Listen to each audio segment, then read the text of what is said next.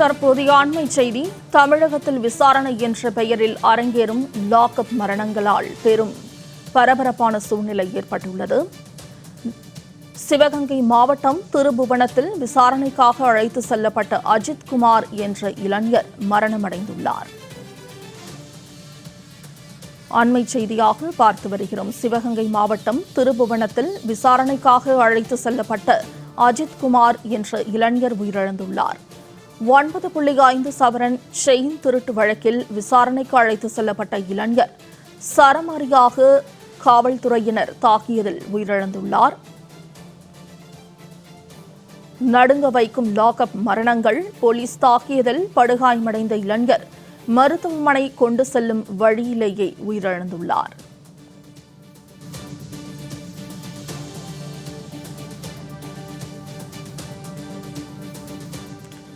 இதுகுறித்த தகவல்களை வழங்குவதற்காக நேரலையில் இணைகிறார் செய்தியாளர் சல்மான். சல்மான், தற்போது இந்த லாக்அப் மரணங்கள் அதிகரித்துள்ளது. அதைத் தொடர்ந்து சிவகங்கை மாவட்டம் திருபுவனத்தை சேர்ந்த இளைஞர் ஒருவர் உயிரிழந்துள்ளார். காவல்துறையினர் கடுமையாக தாக்கியுள்ளனர். இந்த தாக்குதலில் இளைஞர் உயிரிழந்துள்ளார். இது குறித்த விரிவான தகவல்களை பதிவு செய்யுங்கள்.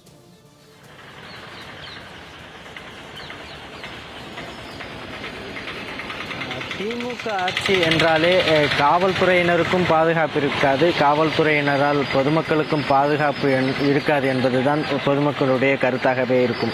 அந்த வகையில்தான் திமுக ஆட்சி தொடங்கிய கடந்த 3 ஆண்டுகளில் மட்டும் தற்போது வரைக்குமாக நேற்றைய தினம் மதுரை திருப்புவனம் சேர்ந்த சிவகங்கை மாவட்டம் திருப்புவனத்தைச் சேர்ந்த மடப்புறம் பகுதியைச் சேர்ந்த அஜித்குமார் என்ற வாலிபர் காவல்துறையினர் விசாரணையின் பொழுது உயிரிழந்திருக்கிறார்.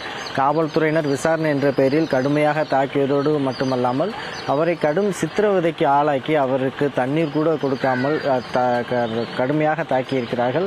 அதன் காரணமாக தான் அவர் உயிரிழந்திருக்கிறார். தொடர்ந்து ஒரு மடப்புறம் கோவிலில் 9.5 பவுன் நகை காணாமல் போன வழக்கு தொடர்பாக தான் நேற்றைய தினம் அங்கு கோவிலில் பாதுகாவலராக பணிபுரியக்கூடிய அஜித்குமாரை நேற்றைய முன்தினம் விசாரணைக்காக அழைத்து சென்றிருக்கிறார்கள். அப்பொழுது தொடர்ந்து அஜித்குமார் நகையை எடுக்கவில்லை என கூறினாலும் கூட நீதான் எடுத்த என ஒத்துக்கொள்ள வேண்டும் என கூறி காவல்துறையினரே ஒத்துக்கொள்ள வேண்டும் என கூறி அவர் கடுமையாக தாக்கியதாக கூறப்படுகிறது.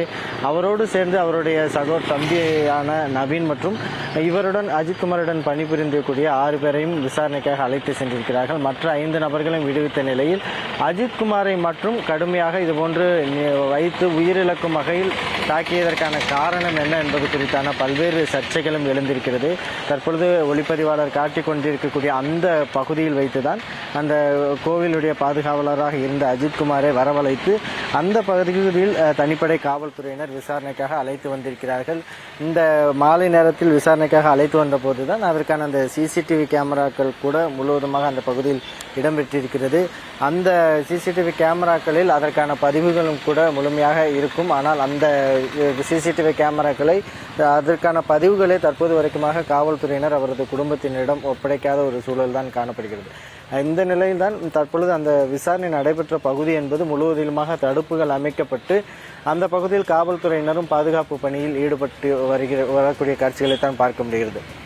தொடர்ச்சியாக கடந்த 27ஆம் தேதி ஒரு பெண் மதுரை திருமங்கலத்தைச் சேர்ந்த அந்த பெண் கோவிலுக்கு வருகை தரும்போது அவருடைய காரினுடைய சாவியை பாதுகாவலர் அஜித்குமாரிடம் வழங்கியதாகவும் அதனைத் தொடர்ந்து தான் அந்த நகை காணாமல் போனதாக அவர் புகார் அளித்த நிலையில் ஒரு சந்தேகத்தின் அடிப்படையில் ஒரு புகார் அளிக்கப்படும் பொழுது அந்த சந்தேகத்தின் அடிப்படையிலான விசாரணையை மட்டுமே காவல்துறையினர் தொடங்கியிருக்க வேண்டும்.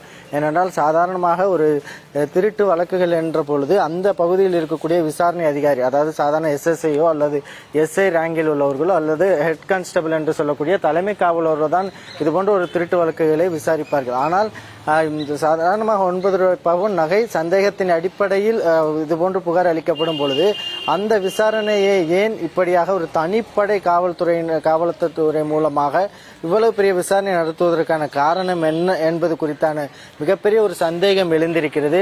ஒரு புகார் அளிக்கப்படும் போது இதே போன்று எல்லா வழக்குகளுக்கும் சாதாரணமாக செல்போன் திருட்டோ அல்லது நகை திருட்டோ நடைபெற்றால் மற்ற பொதுமக்களும் இதுபோன்ற புகார் அளிக்கப்படும் போது இதுபோன்ற தனிப்படை காவலர்கள் அமைக்கப்படுவார்கள் என்பது குறித்து 1000 கேள்வி. சல்மான், தொடர்ந்து இணைப்பில் இருங்க. 2022ஆம் ஆண்டு செப்டம்பர் மாதம் 14ஆம் தேதி விருதுநகரை சேர்ந்த தங்கபாண்டி என்பவர் அருப்புக்கோட்டை காவல் நிலையத்தில் மரணமடைந்துள்ளார்.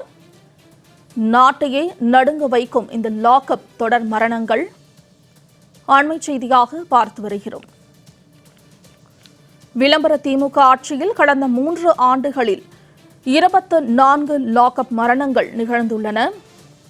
2022ஆம் ஆண்டு செப்டம்பர் மாதம் 14ஆம் தேதி விருதுநகரை சேர்ந்த தங்கபாண்டி என்பவர் அருப்புக்கோட்டை காவல் நிலையத்தில் மரணமடைந்துள்ளார்.